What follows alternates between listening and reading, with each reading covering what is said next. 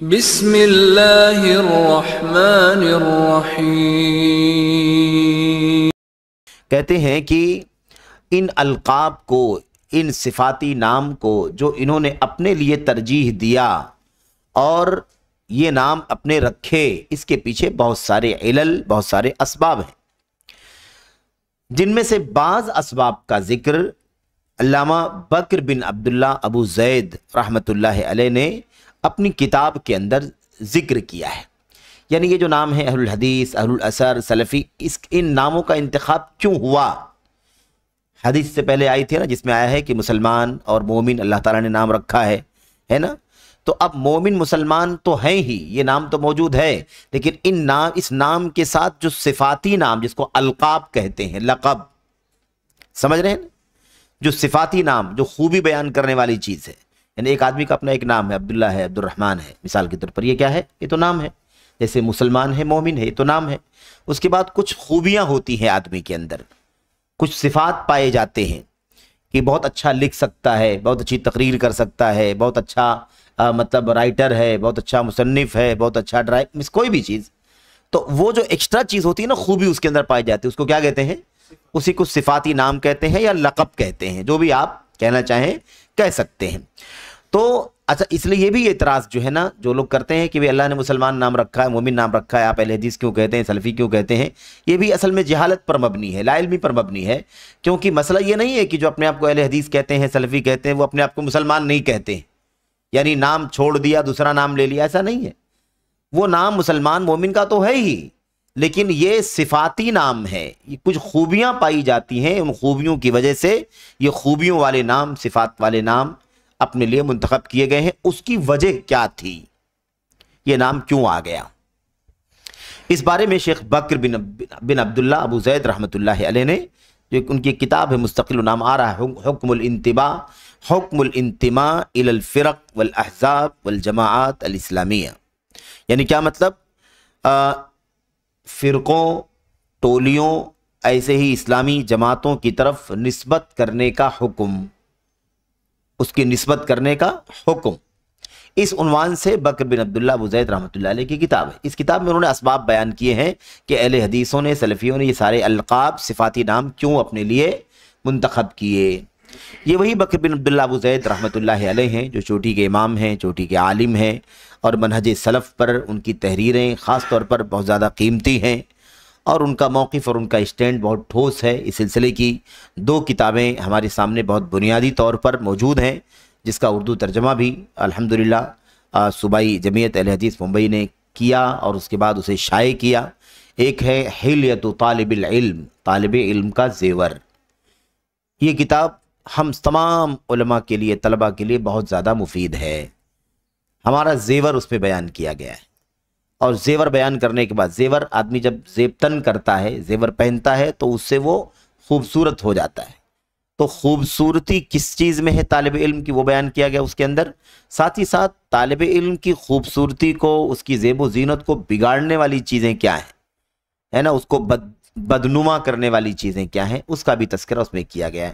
تو یہ ایک چھوٹا سا رسالہ لیکن بہت پیارا ہے، اور شاید اس سے پہلے آپ کے سامنے بات آئی ہے کہ طالب علم کا زیور جو کتاب شیخ بکر کی ہے، اس کی عظمت اور فضیلت کے لیے ایک بہت بڑی بات یہ ہے کہ بکر بن عبداللہ ابو زید رحمۃ اللہ علیہ علامہ محمد بن صالح العثیمین رحمۃ اللہ علیہ سے جونیئر ہیں، لیکن اتنی اہم کتاب لکھی بکر بن عبداللہ ابو زید رحمۃ اللہ علیہ نے کہ اس کتاب کی شرح علامہ ابن عثیمین رحمۃ اللہ علیہ نے کی۔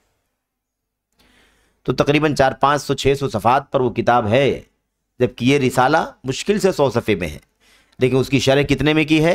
400-500 صفحات میں کی ہے۔ طالب علم کی کیا زیور کی شرح انہوں نے کیا ہے۔ ایسے ہی بکر بن عبداللہ ابو زید رحمۃ اللہ علیہ کی جو دوسری عظیم الشان کتاب ہے، جو منہج اور اصول پر بہت بنیادی حیثیت رکھتی ہے، وہ ان کی کتاب ہے التعالم واثرہ علی الفکر والکتاب۔ التعالم واثرہ علی الفکر والکتاب، یعنی علم کا دعویٰ کرنا جبکہ علم نہ ہو، بغیر علم کے علم کا دعویٰ کرنا، اور اس کے اثرات فکر پر اور تحریر پر کیا پڑتے ہیں۔ فکر پر، تحریر پر علمی دعویداری، بغیر علم کے علمی دعویداری کے اثرات کیا پڑتے ہیں، اس پر شیخ بن بکر بن عبداللہ ابو زید نے وہ رسالہ لکھا، جو رسالہ پوری دنیا میں سب سے اچھا رسالہ اب تک کا ہے۔ اتنا قیمتی رسالہ بلکہ لکھا ہی نہیں گیا، اتنا قیمتی رسالہ اب تک لکھا ہی نہیں گیا۔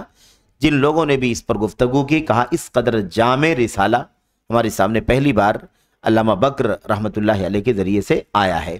اس کتاب کا بھی ترجمہ صوبہ جمعیت اہل حدیث ممبئی نے اللہ کی فضل و کرم سے اس کی توفیق سے کرا کر کے اسے شائع کیا ہے، اور اس کا نام رکھا ہے اردو میں علمی و دعوتی خیانت، علمی اور دعوتی خیانت اور فکر و تحریر پہ اس کے اثرات۔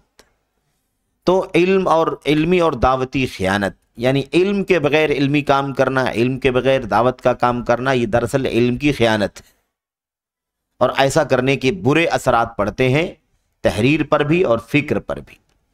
یہ رسالہ بھی الحمدللہ شائع ہوا ہے۔ بکر بن عبداللہ ابو زید رحمۃ اللہ علیہ نے اپنے اس رسالے کے اندر اس بات کی وضاحت کی ہے۔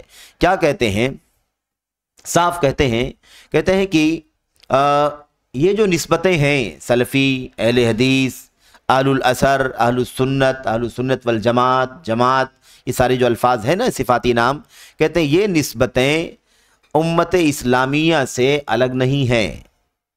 کیا کرتی ہیں؟ کیا ہے یہ ساری کی ساری نسبتیں امت اسلامیہ سے الگ نہیں ہے۔ ایسا نہیں ہے کہ یہ نام لوگوں نے رکھے تو وہ امت اسلامیہ سے الگ تھلگ ہو گئے، بلکہ جب سے نبی کریم صلی اللہ علیہ وسلم کی سنت کا راستہ دنیا کو ملا، اس وقت سے جو راستہ دنیا کے اندر عام ہے سلفیت کا، اسی راستے پر ہے۔ یہ نام کیوں ہے اس کی وجہ بیان کر رہے ہیں کہ سب سے پہلی بات تو یہ ذہن میں رکھو، کوئی یہ نہ کہے کہ یہ لوگ اپنے آپ کو مسلمان مومن کہنے کے بجائے نیا نیا نام پکڑ ان لوگوں نے لگا لیا اور اپنے لیے منتخب کر لیا۔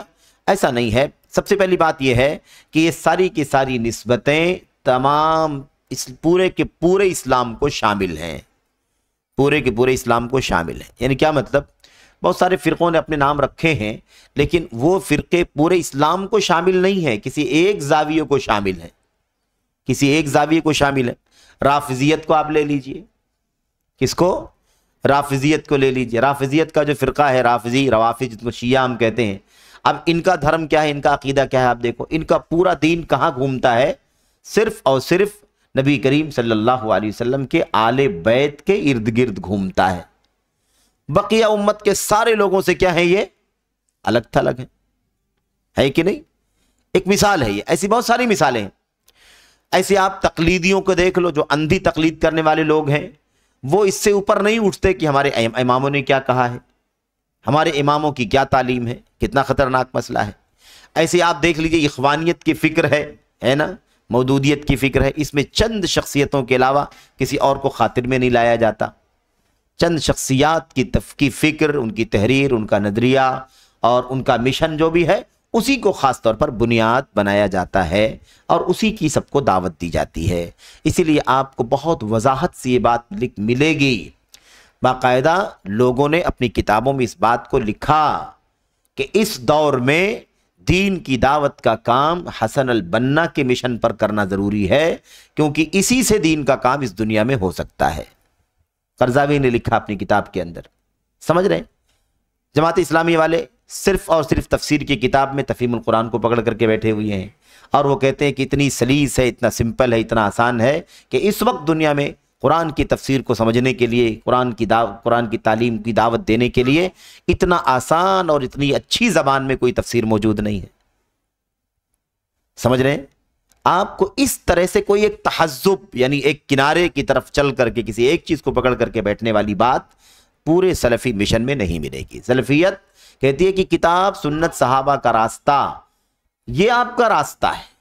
اس راستے کی تلاش کرنے کے لیے آپ قرطبی پڑھیے، ابن کثیر پڑھیے، تبری پڑھیے، ہے کہ نہیں؟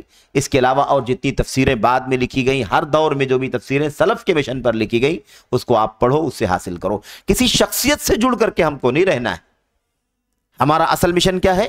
نبی کریم صلی اللہ علیہ وسلم کے سوا ہم کسی کو قابل اتباع مطلق طور پر سمجھتے ہی نہیں ہیں۔ یہ ہمارا ایمان ہے۔ آپ صلی اللہ علیہ وسلم کی سنت سے جو بھی چیزیں وابستہ ہیں وہ ہمارا مشن ہے۔ وہ ہمارا دین ہے. ہمیں کسی کی شخصیت سے ایسے وابستہ نہیں ہونا ہے کہ ہم بس اسی کی باتوں کو پڑھیں، اسی کو سنیں، اسی کی تعلیمات کو پھیلائیں، اسی کے مشن کو دنیا کے اندر عام کرنے کی بات کریں. یہ سلفیت نہیں ہے. اگر سلفیت کو بھی کوئی دھڑبندی کے طور پر سمجھ رہا ہے تو بھی غلط سمجھ رہا ہے. اگر کوئی یہ سمجھتا ہے کہ سلفی مشن یا اہل حدیث مشن، اہل حدیث اور سلفی کہلائے جانے والے 2 4 6 10 علماء ہی تک ہم کو جڑ کر کے رہنا ہے اور یہی لوگ جو کہتے ہیں انہی کی باتوں کو فالو کرنا ہے، تو یہ بھی سلفیت نہیں ہے. یہ بہت صراحت کے ساتھ، بڑی ذمہ داری کے ساتھ یہ بات آپ کے سامنے عرض کر دی جا رہی ہے کہ اگر ایسا کوئی ماحول بنائے گا سلفیت میں تو اس کا مطلب یہ کہ وہ بھی ایک سلفیت کو ایک پارٹی کی طرح سے، ایک فرقے کی طرح سے بنا دے گا، ایک دھڑبندی کی طرح سے بنا دے گا. جیسے یہ ساری پارٹیاں جس کی بات کی جا رہی ہے، ایسے سلفیت بھی کیا ہو جائے گی؟ ایک دھڑا بن جائے گا. سلفیت دھڑا نہیں ہے. سلفیت کے اندر بھی دھڑا بنا ہے. سلفیت کو ایک دھڑے کے طور پر وہ کو پریزنٹ کرے گا اور یہ درست نہیں ہے. سلفیت کو دھڑے کے طور پر پریزنٹ نہیں کرنا ہے کہ سلفیت گویا 4 6 علماء کے اندر جو یہ کہیں گے، جو یہ لکھیں گے، وہی سلفیت ہے. نہیں، ایسی بات نہیں. سلفیت نام ہے اللہ کے نبی کی سنت کا، قرآن کا، اللہ کے نبی کی سنت کا، اور جس راستے پر صحابہ تابعین چلتے رہے اسی راستے کا. سمجھ رہے ہیں نا؟ تو یہ پارٹی بندی کے طور پر ایک دھڑے کے جیسے ایک چند شخصیات کے ساتھ جڑا ہوا ایک فرقہ ہے، لوگ اس سے جڑے ہوئے ہیں، انہی کی تعلیم، انہی کی کتاب، انہی کی تقریر، انہی کے فتوے کو دنیا کے سامنے پیش کرنا چاہتے ہیں. ایسے اگر سلفیت کو کوئی سمجھتا ہو، اہل حدیثیت کو بھی یہ چند علماء جو کچھ لکھتے بولتے ہیں بس اسی کو سلفیت کہا جاتا ہے، تو یہ بھی سلفیت کو گویا کہ ایک دھڑے کے طور پر دیکھ رہے ہیں.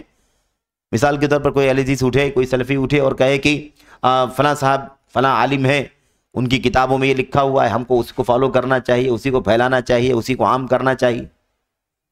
سمجھ رہے ہیں نا؟ اگر کوئی اس طرح کی بات کرتا ہے تو گویا کہ وہ بھی اسی طرح کا کام کر رہا ہے جیسے دوسرے فرقے والے کر رہے ہیں. سلفیت شخصیت کا نام نہیں ہے، سلفیت مشن کا نام ہے، جو قرآن، سنت اور صحابہ کرام اور تابعین اور تبع تابعین ان کے نقش قدم پر چلنے والے آج تک اور قیامت تک کے علماء چلتے رہیں گے. ایک راستے کا نام ہے. علامہ مقبل بن ہادی الوادی رحمۃ اللہ علیہ نے کہا تھا نا کہ سلفیت کوئی جبہ نہیں ہے، کوئی لباس نہیں ہے کہ آدمی نے جب چاہا اسے پہن لیا اور جب چاہا اسے نکال دیا. تو کبھی پہن لینے کبھی نکال دینے والا کوئی لباس نہیں ہے سلفیت. سلفیت تو کیا ہے؟ ہوا منہج الکتاب والسنہ علی فقہ سلف الامہ. قرآن، سنت، صحابہ کرام اور امت کے سلف کی سمجھ کے مطابق سمجھنے کا نام سلفیت. یہ مشن جہاں جہاں موجود ہے، جس صاحب علم نے کسی بھی دور میں کسی بھی زمانے میں اس مشن پر چل کر کے اس کو عام کیا ہے، ہم اس کو پڑھیں گے، اس کو سنیں گے، اس سے استفادہ کریں گے اور اس مشن کو پھیلانے کا کام کریں گے. تو سلفیت یہ حزبیت نہیں ہے. سلفیت جوڑنے کا نام ہے قرآن سے، سلفیت جوڑنے کا نام ہے سنت سے، سلفیت جوڑنے کا نام ہے صحابہ کرام کی فہم سے، سلفیت جوڑنے کا نام ہے تابعین کے راستے سے. یہ ہے سلفیت. اب اس میں جو کچھ ہے ہم اسے پھیلائیں گے. اس میں جو کچھ ہے ہم اسے پھیلائیں گے، اسے ہم پڑھیں گے. اس مشن پر چلنے والے علماء کو پڑھیں گے، ان کی کتابوں کو پڑھیں گے. سمجھ رہے ہیں نا؟ دھڑبندی، سلفیت دھڑبندی کا نام ہے ہی نہیں. اور اگر کوئی کرتا ہے تو ہو سکتا ہے کہ وہ ناسمجھ ہوگا، اس کی بات کا کوئی اعتبار نہیں ہے اور اس پر ہم نہیں چلتے، نہ ہم اس کو سراہتے ہیں، نہ اس کو ہم درست سمجھتے ہیں. یہ بہت بنیادی نقطہ ہے جو عام طور پر غلط فہمی پیدا ہوتی ہے. اس لیے وہ سب کے سب لوگ غلط ہیں، اپنی تحریروں میں بھی اور اپنی تقریروں میں بھی، جو دنیا کے 1 2 10 20 50 فرقوں کا نام لیتے ہیں اور اس کے ساتھ سلفیت اور اہل حدیثیت کو بھی کاؤنٹ کر دیتے ہیں. وہ بھی غلط کرتے ہیں. یہ ان کی اپنی ناسمجھی کا نتیجہ ہے.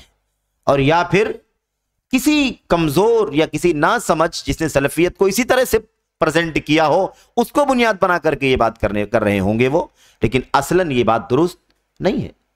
میرے بھائیو، اگر کوئی کہے حنفی، مالکی، شافعی، حنبلی اور اس کے ساتھ اہل حدیث کو جوڑ دے، کوئی کہے دیوبندیت، بریلویت، صوفیت، قادیانیت، اخوانیت، اسی میں کہے اہل حدیث بھی ہے.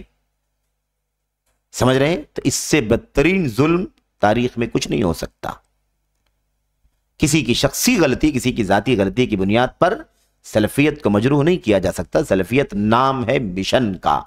اللہ تبارک و تعالیٰ کی کتاب، نبی کی سنت، صحابہ کرام اور تابعین کا جو راستہ تھا उसी का नाम सलफियत है, उसी का नाम अहले हदीसियत है, उसी का नाम ताइफ मंसूरा है, उसी का नाम फ़िरक़े नाजिया, उसी का नाम जमात है, उसी का नाम अहलुल असर है, उसी का नाम नासिरुल हदीस वगैरह जो भी नाम आए हैं सिफाती नाम उसी तरह के नाम हैं। खैर, तो अगर ये जो नाम हैं अहले हदीस और सलफ़ी के जो नाम हैं, अभी बात आ रही है कि ये मतलब नाम क्यों आए, आखिर इस्लाम और ईमान के बाद अहले हदीस कहने लगे अपने आप को, ये लक़ब क्यों लिया, कब लिया, उम्मत में क्या बिगाड़ आया तो ये नाम लगाना, ये लक़ब लगाना पड़ा कंफर्म करने के लिए कि भाई हम मोमिन मुस्लिम हैं, लेकिन जो बिगाड़ चल रहा है मोमिन मुस्लिम कहले वालों के यहाँ, वो बिगाड़ हमारे यहाँ नहीं है, हम उससे अलग हैं। बात समझ में आ रही है ना? ये है असल में वो राज जो यहाँ पर शेख बकर बिन अब्दुल्लाह अबू ज़ैद रहमतुल्लाह अलैह की तहरीर से शेख अब्दुस्सलाम बर्जिस रहमतुल्लाह अलैह पेश कर रहे हैं। तो ये जो अगर कोई कहे कि अहले हदीसियत या सलफियत ये नाम सही नहीं है, ये लक़ब सही नहीं है, तो ये दुरुस्त नहीं होगा। इसका जवाब क्या होगा? इसका जवाब ये होगा कि भाई ये जो अलक़ाब हैं ये सिफाती लक़ब हैं, सिफाती नाम हैं, और कभी ये जमात उम्मत से अलग थलग नहीं हुई, और ये सारे जो अलक़ाब हैं, ये सारे के सारे अलक़ाब किसी एक किनारे की तरफ को नहीं प्रेजेंट करते, पूरे इस्लाम को प्रेजेंट करते हैं। सलफ़ी अगर हम कहते हैं तो क्या मतलब होता है उसका? सलफ़ का रास्ता, सहाबा का रास्ता, ताबीन का रास्ता, तबे ताबीन का रास्ता। किसी एक तरफ तो हम नहीं गए, किसी एक धड़े को लेकर तो हम नहीं बैठे, पूरे इस्लाम को प्रेजेंट करने वाला नाम है कि नहीं है? अहलुल हदीस कहते हैं, पूरे इस्लाम को प्रेजेंट करने वाला नाम है। तो ये नाम भी जो है ना, ये सिफाती जो नाम भी हैं, ये नाम भी किसी धड़े और किसी पार्टी के तौर पर नहीं है, ये नाम भी वैसे ही है जो पूरे इस्लाम को प्रेजेंट करते हैं, पूरे इस्लाम को की नुमाइंदगी करते हैं। दूसरी बात यह है कि अलक़ाब हैं, अलक़ाब यानी सिफाती नाम, ये बार बार आ रही है। तीसरी बात यह है कि ये जो अलक़ाब हैं ये सारे के सारे अलक़ाब सुन्नत सहीहा में साबित भी हैं, सुन्नत सहीहा में साबित है। मिसाल के तौर पर सलफ़ी अगर कहते हैं तो सलफ़ी का लफ्ज़ है कि नहीं है कुरान में सुन्नत में? भाई कुरान में सुन्नत में सलफ़ का लफ्ज़ है कि नहीं है? सलफ़ का मिशन है कि नहीं? भाई वस्साबिक़ून अव्वलून मिनल मुहाजिरीन वल अंसार वल्लज़ीना तबअहुम बिइहसान, ये सहाबा अंसार मुहाजिरीन जो सबक़त करने वाले हैं, है कि नहीं? और जिन लोगों ने उनकी इत्तिबा की है, ये बताया जा रहा है, मौजूद है। समझ रहे हैं? तो साबिकीन और अव्वलीन जो कहा, वहीं से सलफ़ का लफ्ज़ निकल गया। सलफ़ के माने गुजरे हुए, साबिकीन का मतलब पहले गुजरे हुए, अव्वलीन का मतलब स्टार्ट में जाने वाले, उसी का लफ्ज़ क्या है? सलफ़ी लफ्ज़। ऐसे ही अहलुल हदीस है, आप देखिए कुरान करीम के अंदर भी अल्लाह ने कुरान को भी हदीस कहा, कुरान को भी हदीस कहा, और अल्लाह के नबी सल्लल्लाहु अलैहि वसल्लम की हदीसों को भी हदीस हम जानते हैं। अल्लाह के नबी ने अपनी सुन्नत में बताया है कि नहीं? अलैकुम बिसुन्नती कहा, और कहीं कहा हदीसुम मिन हदीसी, मेरी हदीसों में से कोई हदीस तुम्हारे सामने आ जाए। सहाबे किराम को आप देख लो, सहाबे किराम अव्वलु साहिब हदीसिन कान फिद दुनिया, हज़रत अबू हुरैरा रज़ियल्लाहु तआला अन्हु। कितने आपको सलफ़ के अक़वाल, सहाबे किराम के इतने सारे आसार मिलेंगे, अक़वाल मिलेंगे, जिसमें उन्होंने साहिबुल हदीस, अहलुल हदीस का लफ्ज़ इस्तेमाल किया है। ये अल्फाज भी मौजूद हैं, है कि नहीं? उसके अलावा और जो अल्फाज, अहलुल असर आप देख लो, अहलुस सुन्नत वल जमात देख लो, सारी हदीसों में तो आया ही हुआ है। ये सब सही हदीसों में आया हुआ है ना। कौन सा फ़िरक़ा जन्नत में जाएगा? हियल जमा, हिया अल जमा, अलैकुम बिसुन्नती व सुन्नतिल खुलफ़ाइर राशिदीन। सुन्नत है, जमात है, सारे अल्फाज आए हुए हैं सुन्नत के अंदर, सही हदीसों के अंदर आए हुए हैं। गुरबा का लफ्ज़ आया हुआ है हदीसों के अंदर। गुरबा फ़िरक़े की बात नहीं कर रहा हूँ मैं, गुरबा की बात कर रहा हूँ। गुरबा, अल्लाह के नबी अलैहि सलाम ने क्या फरमाया था? जब सारे लोगों के अंदर फसाद और बिगाड़ आ जाएगा, तो जो लोग उन फसाद और बिगाड़ से अपने आप को सेफ रखेंगे वो गुरबा कहलाएंगे। समझ रहे हैं ना? तो दूसरी एक रिवायत में अल्लाह के नबी अलैहि सलाम ने फरमाया, उनासुन सालिहूना, नेक लोग थोड़े, नेक लोग थोड़े, जो बहुत सारे बुरे लोगों के बीच में कम और अजनबी माने जाएंगे। इस एतबार से गुरबा है, क्योंकि कुर्बे क़यामत फसाद बढ़ जाएगा, है कि नहीं? इन्हिराफात आ जाएंगे, सुन्नत पर चलना ऐसे हो जाएगा जैसे आग के अंगारे पर पैर रखना। اللہ کے نبی نے فرمایا کہ اس دور کے اندر میری سنت پر چلنے والے کو 50 صحابہ کرام کے برابر ثواب ملے گا. تو اجنبی ہو جائیں گے کہ نہیں ہو جائیں گے غربا؟ اور اللہ کے نبی نے فرمایا تھا بشارت ہے ان کے لیے. اسلام کے بارے میں اللہ کے نبی نے فرمایا تھا کہ اسلام سمٹ کر مدینے میں آ جائے گا. جیسے شروع ہوا تھا مدینے سے، دھیرے دھیرے پھیلا تھا دنیا کے اندر، اس کے بعد پھر قرب قیامت سمٹ کر کے مدینے میں رہ جائے گا. جیسے سانپ اپنی سوراخ سے بل سے نکلتا ہے تو بہت دور تک پھیل جاتا ہے اور اس کے بعد سمٹ کر کے اپنے بل میں چلا جاتا ہے. تو اس اعتبار سے غربا ہیں. آج آپ دیکھ لو ساری دنیا میں جتنے فرقے پائے جاتے ہیں سب کے آپس میں تو تال میل بن جاتے ہیں، لیکن اہل الحدیث سے لوگوں کا تال میل نہیں بنتا. ہر آدمی تیکھی نگاہوں سے اہل حدیثوں کو دیکھتا ہے. اجنبی ہے کہ نہیں اجنبی ہے اہل حدیث؟ سلفی اجنبی ہے کہ نہیں اجنبی ہے؟ یہ صورتحال ہے. ساری دنیا میں اسلام کی دعوت، اسلام کی تعلیم کا نام لیا جاتا ہے، سارے فرقے نام لیتے ہیں، قرآن، سنت، قبلہ، کعبہ، نبی، رسول، صحابہ سب کا نام لیتے ہیں، لیکن توحید خالص کی دعوت آپ کو دور دور تک خالص نہیں ملے گی. عام طور پر تو ملے گی ہی نہیں، سیکنڈری چیز ہے. کبھی کوئی نام لے لے تو لے لے، ورنہ کوئی سبجیکٹ، کوئی کتاب پڑھی جائے، لکھی جائے، بتائی جائے، اس کی فکر کی جائے، جمعہ، خطبہ، درس، کچھ بھی نہیں. سمجھ رہے ہیں؟ تو اب اجنبی ہے کہ نہیں اجنبی ہیں؟ ساری دنیا کہتی ہے یار آپ لوگ ایسی بات کرتے ہو جس سے تفریق پیدا ہوتی ہے. آپ لوگ عقیدے کی بات بار بار چھیڑتے ہیں تو لوگوں میں انتشار پیدا ہوتا ہے. توحید کی بات کرتے ہیں انتشار پیدا ہوتا ہے. تو اجنبی ہے کہ نہیں اجنبی ہیں؟ بتائیے. توحید پھیلانے میں اجنبی ہیں، اور کیا چاہیے اجنبیت کے لیے؟ تو یہ بہت بڑا مسئلہ ہے. اچھا، اس کے بعد کہتے ہیں کہ تیسری اور آخری بات یا چوتھی اور آخری بات القاب کے بارے میں، صفات کے بارے میں جو جاننا ہے وہ یہ ہے کہ یہ جو صفاتی نام بھی ہے نا، ان صفاتی نام میں سے بعض نام ایسے ہیں کہ یہ نام اس وقت نکلے یا یہ نام اس وقت استعمال کیے گئے، رکھے گئے جب اہل بدعت کا وجود بہت تیزی کے ساتھ دنیا میں ہو گیا، اور وہ نام لیوا تھے اسلام کے، ایمان کے. اہل بدعت اسلام اور ایمان کے نام لیوا تھے، لیکن ان کے اندر بدعت پیدا ہو گئی.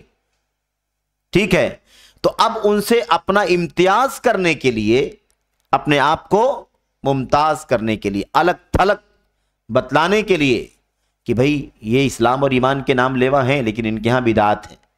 دیکھو اسلام اور ایمان کا نام لیتے ہیں لیکن خارجیت کے راستے پر چل رہے ہیں. ہم خارجی نہیں ہیں. بات سمجھ میں آ رہی ہے نا؟ ان سے امتیاز کرنے کے لیے فلاں لوگ ہیں جو اسلام اور ایمان کا نام لیتے ہیں لیکن ان کا رویہ ایسا ہے، ہم اس رویے پر نہیں چلتے ہیں، ہم الگ ہیں ان سے. یہ نکتہ، اس بنیاد پر بہت سارے صفاتی نام آئے. اس کا بھی تذکرہ شیخ رحمت اللہ علیہ کر رہے ہیں کہ لوگوں کی بدعات اور ضلالات سے اپنے آپ کو ممتاز کرنے کے لیے کہ نہ ہم اس بدعت کے قائل ہیں، نہ ہم اس گمراہی سے ہمارا کوئی لینا دینا ہے. اس بات کو ظاہر کرنے کے لیے بہت سارے صفاتی نام الگ الگ وقتوں میں ہمیں استعمال کرنے پڑے. مثال کے طور پر کہتے ہیں، ہم دیکھتے ہیں کہ جب بدعت ظاہر ہوئی تو جو بدعتوں سے دور تھے، اصل دین پر، اصل سنت پر رہنے والے تھے، ان لوگوں نے اپنے آپ کو یہ ثابت کرنے کے لیے کہ ہم اس بدعت میں شامل نہیں ہیں، نام وہ بھی اسلام کا، نام وہ بھی ایمان کا. حدیث گزری نا، اس کے اندر آیا ہوا ہے مسلمین مومنین. اللہ نے ہمارا نام کیا رکھا ہے؟ مسلمین رکھا ہے، مومنین رکھا ہے. تو مسلمین مومنین تو ہم بھی ہیں، وہ بھی ہیں، فلاں بھی ہیں، فلاں بھی ہیں، فلاں بھی ہیں، سب ہیں. لیکن جب انہی میں سے، مسلمین مومنین میں سے کچھ لوگوں کے یہاں جب بدعتیں آ گئیں تو بقیہ جو لوگ تھے جو بدعت کی طرف نہیں گئے، وہ کیسے بتائیں کہ مسلمین مومنین وہ بھی ہیں، ہم بھی ہیں، تو وہ الگ کیسے ہیں، ہم الگ کیسے ہیں؟ یہ واضح کرنے کے لیے انہوں نے کہا کہ وہ اہل البدعت ہیں، ہم اہل السنت. تو اہل السنت کا نام کب آیا؟ جب بدعتی پیدا ہو گئے، جب بدعتیوں کا جنم ہوا اور بدعتیں عام ہو گئیں، تو جو لوگ بدعت کے راستے پر چلے، اب ہم کو اسے ممتاز کرنا ہے. کیونکہ مسلمان مومن کہنے والے تو سبھی لوگ ہیں، ہم بھی تھے، وہ بھی تھے، لیکن ان لوگوں نے راستہ تھوڑا سا بدلا اور بدعت کے راستے پر چل گئے. تو اب ہم کو ممتاز کرنا ہے اپنے آپ کو कि भी हम मुस्लिम मोमिन होने के साथ साथ हम अहलुस सुन्नत भी हैं, अहलुल बिदात नहीं है। तो अहलुस सुन्नत का नाम कब इस्तेमाल हुआ? अहलुल बिदात के पैदा हो जाने की वजह से, बिदतों के फैल जाने की वजह से, बिदतियों के आ जाने की वजह से। तो जब बिदतें जाहिर हुई तो हमको सुन्नत जाहिर करना पड़ा कि हम उस बिदात का साथ नहीं देते, बिदात से हमारा कोई ताल्लुक नहीं, हम सुन्नत के रास्ते पर चलते। लोग अगर असल पर बाकी होते तो भी नाम नहीं आता। नाम ही नहीं आता। जब तक इस्लाम में बिगाड़ नहीं आया तब तक किसी सिफाती नाम की भी जरूरत नहीं पड़ी। बहुत वाज़ेह बात है, ये तो वाज़ेह हो रहा है। ये तो बताना मकसद है कि कब से सिफाती नाम कब से आए? जब से बिदतों का ज़हूर हुआ तो अहलु सुन्नत का लफ्ज़ इस्तेमाल किया गया। जब बिदतें थी नहीं, सारे के सारे लोग वाकई मुसलमान हैं, वाकई मोमिन हैं, तो कोई मामला ही नहीं, कोई इख्तिलाफ ही नहीं।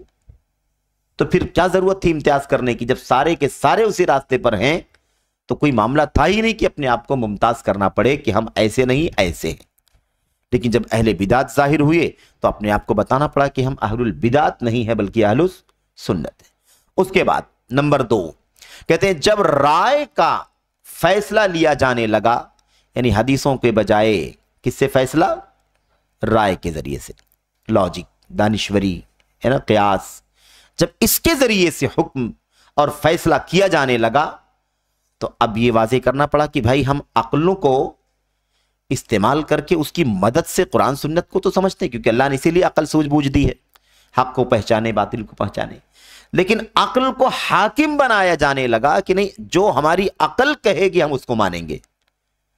अगर अक्ल में कोई बात नहीं बैठ रही है हदीस की तो उस हदीस को भी हम नहीं मानेंगे। समझ रहे हैं? जब ये तरीका शुरू हुआ कुछ लोगों के यहां और ये इन्हिराफ, ये बिगाड़ जब उम्मत के अंदर आया तो फिर उन मुसलमान और मोमिन कहने वालों ने, मेरे भाइयों, उनमें से एक तबका ऐसा हो गया जो अपनी अक्ल और राय से फैसला करने लगा।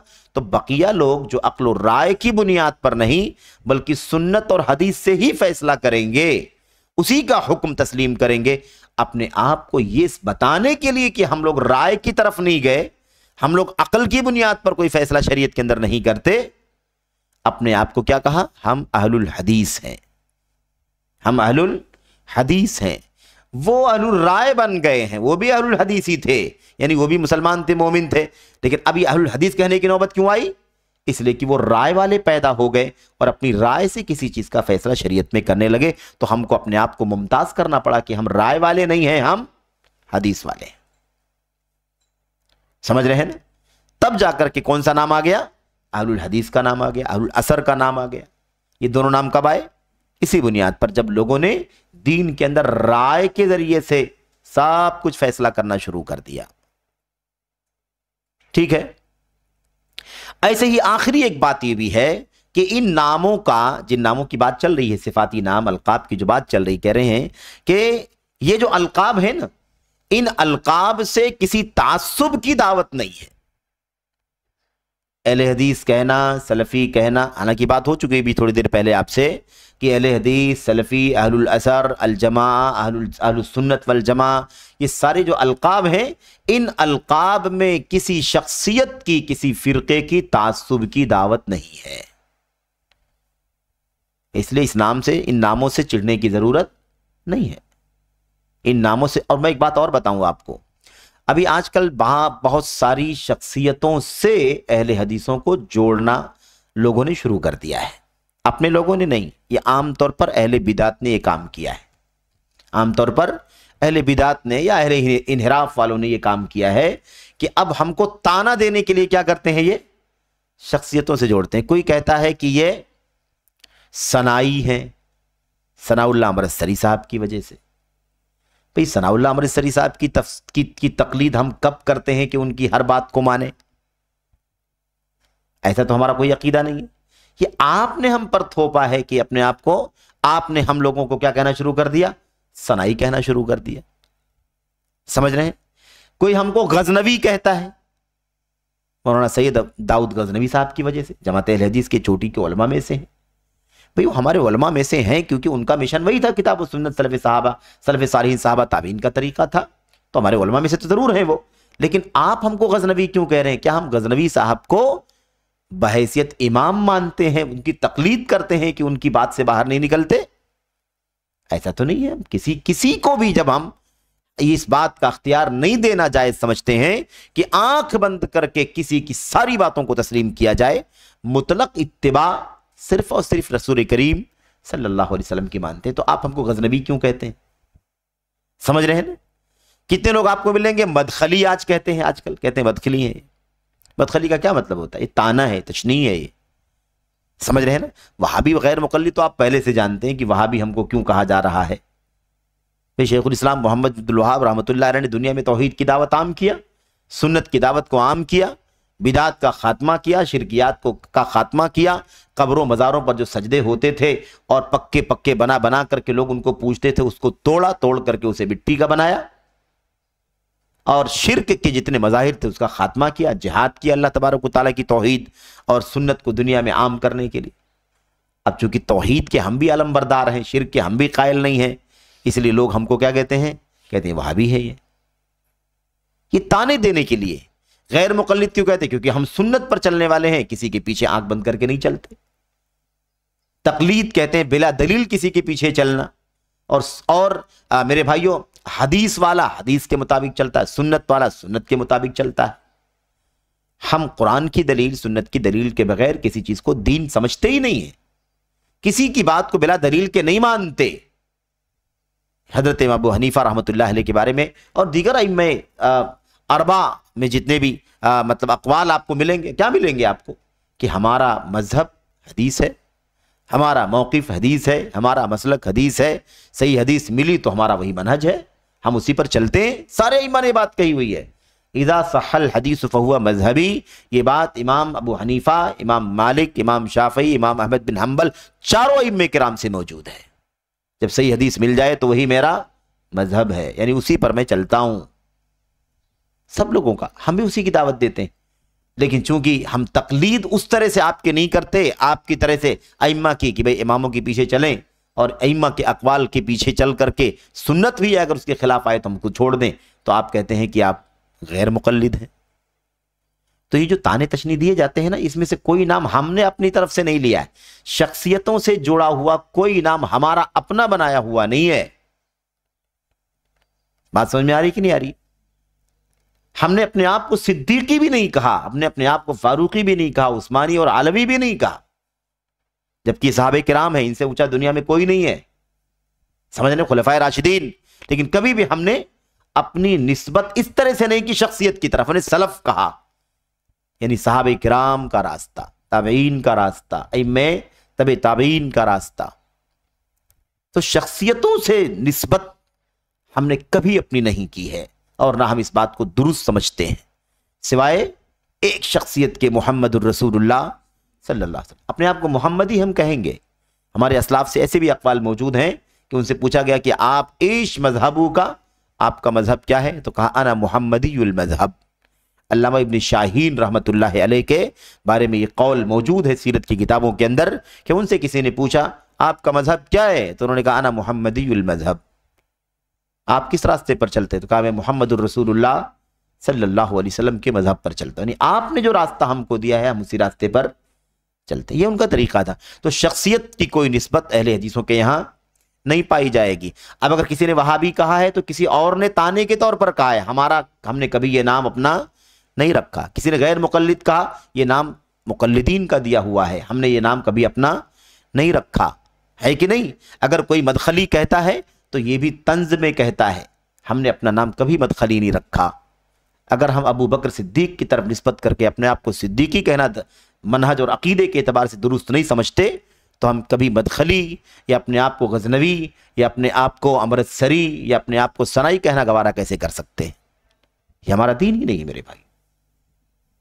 تو یاد رکھیں ایک بات، ایک قاعدہ، کہ یہ جتنی شخصیتوں سے جوڑ کر کے ہم کو لوگ نام دے رہے ہیں نا، یہ دوسروں کے دیے ہوئے نام ہیں، اور یہ طنز اور تعریض اور تشنیع کی بنیاد پر یہ نام دیے جا رہے ہیں. ہم نے کبھی پسند نہیں کیا ان ناموں کو. ہم کبھی روا نہیں سمجھتے ہیں کسی شخصیت سے اپنے آپ کو جوڑنا. ہمارے پاس ایک راستہ ہے، وہ راستہ قرآن کا، سنت کا، صحابہ کا، تابعین کا راستہ. اس راستے پر چلتے ہیں اور سب کو اسی سے جڑنے کی دعوت دیتے ہیں. کوئی شخصیت نہیں، کوئی فرقہ نہیں. یہ سلفیت. اگر سلفیت کو بھی کوئی فرقے کے طور پر پریزنٹ کرتا ہے تو اس کی اپنی نجی غلطی ہو سکتی ہے، اصل سلفیت سے اس کا کوئی تعلق نہیں ہے. اس باری کو بھی سمجھنے کی ضرورت ہے. اچھا ایسے ہی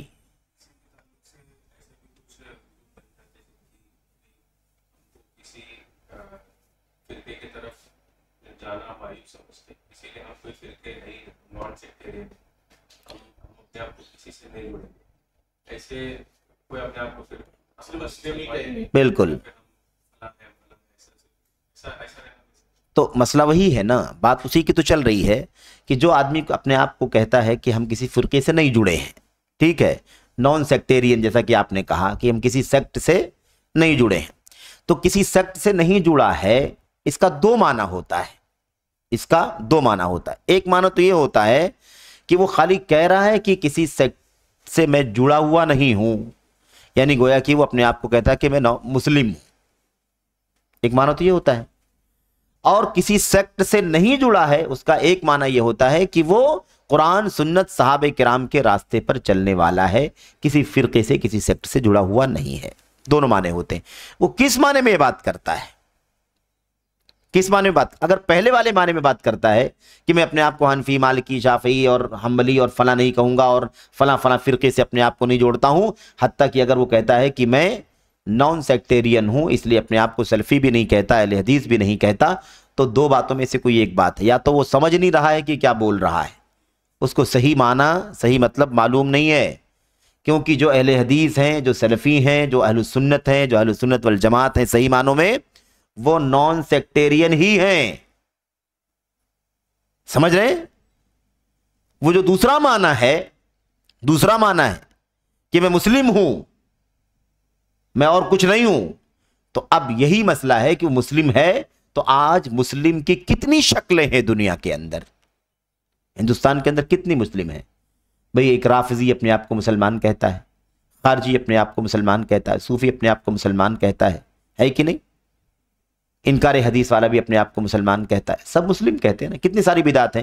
اللہ کی صفات کا انکار کرنے والے اپنے آپ کو مسلم کہتا ہے. اللہ کے صفات کے ساتھ تشبیہ کا، تمثیل کا معاملہ کرنے والا اپنے آپ کو مسلمان کہتا ہے کہ نہیں؟ تو سوال یہ ہے کہ اگر آپ اپنے آپ کو مسلم کہتے ہیں تو پھر سوال پیدا ہوتا ہے کہ آپ کون سے مسلم ہیں؟ مسلم تو یہ بھی ہے، مسلم تو یہ بھی کہتا ہے، مسلم تو یہ بھی کہتا ہے. تو پھر اگر وہ اس معنی میں کہتا ہے کہ میں اپنے آپ کو مسلم کہتا ہوں، تو پھر یہ بہت بڑا مسئلہ ہے کہ وہ پھر کون سا مسلم ہے، اس کو بتانا پڑے گا کون سا مسلم ہے. اور اگر وہ اس لیے نان سیکٹیرین ہے کہ اسلام جو اصلی ہے اس اسلام پر وہ چلنے والا ہے، کسی فرقہ جو نکلے ہیں فرقے ان میں سے کسی سے جڑنے والا نہیں ہے. البتہ ان نکلے ہوئے فرقوں سے ممتاز کرنے والے جو نام ہیں صفاتی، ان نام کو اپنے ساتھ جوڑتا ہے تو کوئی حرج کی بات نہیں ہے. اور اگر نہیں جوڑتا ہے، مثال کے طور پر اپنے آپ کو اہل حدیث نہیں کہتا، سلفی نہیں کہتا، اپنے آپ کو اہل سنت والجماعت نہیں کہتا ہے نا، تو اس کا مطلب یہ ہوتا ہے کہ پھر وہ کھویا ہوا ہے ان فرقوں کے بیچ میں جو فرقے اسلام کے نام پر ہیں اور اپنے آپ کو مسلمان کہتے ہیں، لیکن سنت کے راستے پر نہیں ہے، حدیث کے راستے پر نہیں ہے. اس لیے ان دونوں باتوں کو سمجھنے کی ضرورت ہے کہ جو کہتا ہے کہ میں نان سیکٹیرین ہوں، وہ کس معنی میں کہتا ہے، اصل اسلام پر رہنا ہے کہ نہیں رہنا ہے. اگر اصلی اسلام پر، وہ اسلام خالص جو قرآن و سنت میں اترا ہے اور صحابہ کرام کی زندگیوں میں ڈھلا ہوا ہے، اگر اس اصلی اسلام پر چلنا ہے آپ کو، تو آپ کو سلفی، اہل حدیث اور اہل سنت، الجماعت، اہل الجماعت، طائفہ منصورہ اور ایسے ہی فرقہ ناجیہ اور غربا اور یہ سارے نام آپ کو رکھنے پڑیں گے اپنے، تاکہ پتہ چلے کہ آپ بدعتی نہیں ہیں، کسی بھی بدعت میں آپ نہیں ہیں.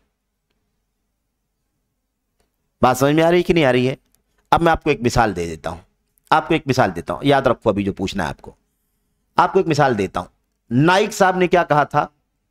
میں حنفی نہیں ہوں، میں مالکی نہیں ہوں، میں شافعی نہیں ہوں، میں اہل حدیث نہیں ہوں، میں مسلم ہوں. یہی کہا تھا کہ نہیں کہا تھا؟ اس سے پہلے بات آئی ہے، لیکن آج دوسرے پیرے میں بات آپ کے سامنے بطور مثال ذکر کر رہا ہوں. نان سیکٹیرین ہے کہ نہیں ہے وہ بولنے کے حساب سے؟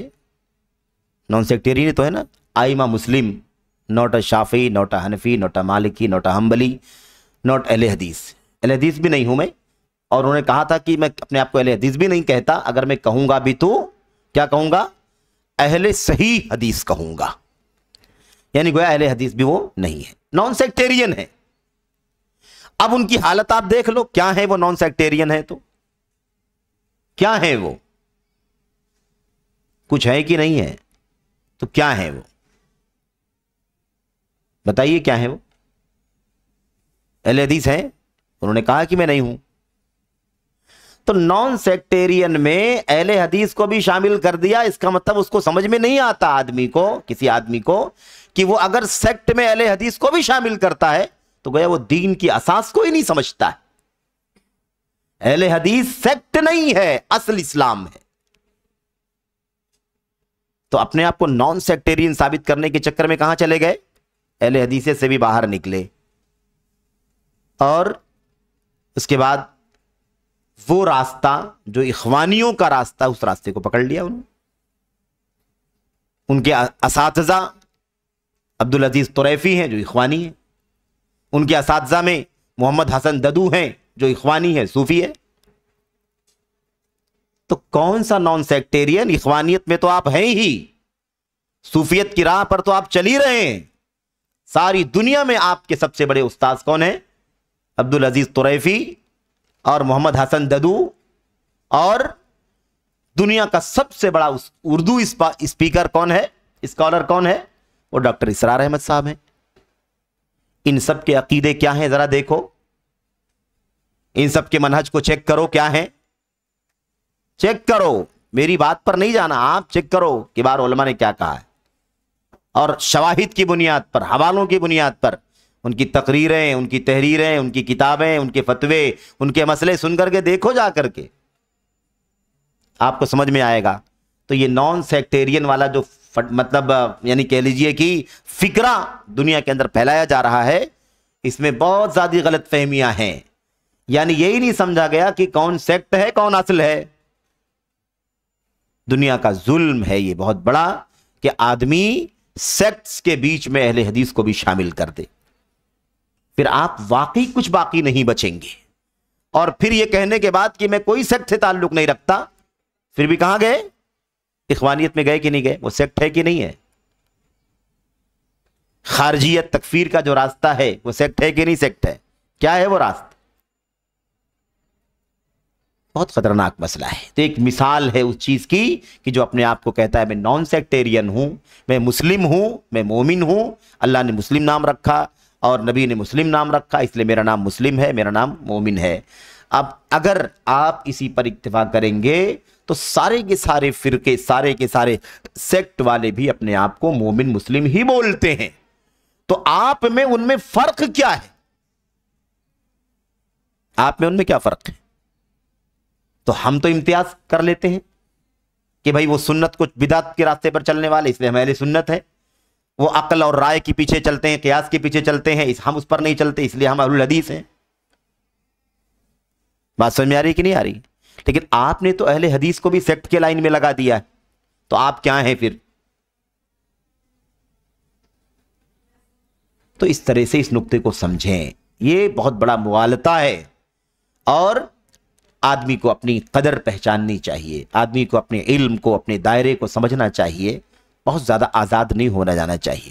شہرت ایک الگ چیز ہے، مقبولیت ایک الگ چیز ہے، علم اور علم کی روشنی ایک الگ چیز ہے۔ اس کا کوئی سورس نہیں ہے، اس کا کوئی شارٹ کٹ نہیں ہے میرے بھائیوں، علم کا کوئی شارٹ کٹ نہیں، کوئی اختصار ہے ہی نہیں۔ علم کو علم کے سورس سے ہی آپ کو حاصل کرنا ہوگا۔ آپ کی شہرت ہے، آپ کی مقبولیت تو ایک الگ چیز ہے، اسے کہاں لازم آتا ہے کہ آپ دنیا کے سب سے بڑے عالم بن گئیں گے اور آپ جو فیصلہ کر لیں گے وہ صحیح فیصلہ ہو۔ ہم سب پابند ہیں، لوٹیں اللہ کے نبی کی سنت کی طرف، اللہ کے نبی کے صحابہ کی منہج کی طرف، تابعین کے فقہ کی طرف پلٹیں، یہ ہمارا کام ہے، ہماری ذمہ داری ہے، اور ہم سب اس کے پابند ہیں، اور ہم سب اس کے ذمہ دار بھی ہیں کہ سب کو اسی راستے پر لانے کی کوشش کریں، کیونکہ وہی نجات کا راستہ ہے۔ تو نان سیکٹیرین اس وقت آدمی ہوگا جب اس راستے پر چلے گا جو راستہ اس وقت تھا دنیا کے اندر، جب دنیا میں کوئی انحراف، کوئی بدعت، کوئی خرافات، کوئی عقل پرستی موجود نہیں تھی سرے سے، جب اسلام ایک دم شفاف شکل میں موجود تھا۔ اگر اس پر آپ چلیں گے تو آپ نان سیکٹیرین ہوں گے، اور اس پر چلنے کے لیے ضروری ہے کہ آپ اپنی پہچان بتائیں کہ آپ اہل حدیث ہیں، آپ سلفی ہیں، آپ الجماعت ہیں، آپ اہل سنت ہیں، آپ اہل الاثر ہیں، اور آپ اس کو بھی سیکٹ میں شامل کر دیں گے تو پھر آپ کیا بچیں گے؟ کیا بچیں گے، کیا بنیں گے؟ جی کچھ کہہ رہے تھے آپ؟ جی